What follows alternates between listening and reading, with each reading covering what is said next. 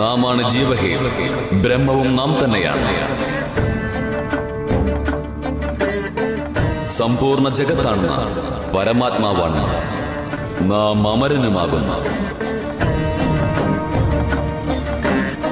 എല്ലാ വ്യക്തികളുടെയും മൃത്യുവിന് ഹേതുവും നാം തന്നെയാണ്. നാം മഹാപർവ്വതമാകുന്നു, സൂക്ഷ്മമായ തൃണവും നാം തന്നെ. ആകാശവും ഭൂമിയും നാം തന്നെയാണ്. ബന്ധനവും നാം തന്നെയാണ്, മോചനവും നാം തന്നെയാണ്. ജ്ഞാനവും അജ്ഞാനവും നാം തന്നെ, പ്രകാശവും അന്ധകാരവുമാണ് നാം. ശാന്തിയും സമസ്ത അശാന്തിയും നാം ആകുന്നു. ബ്രഹ്മാവും നാം തന്നെ, നാരായണനും നാം തന്നെ. നാം തന്നെയാണ് മഹാദേവൻ. കരുണാവതാരം സംസാരസാരം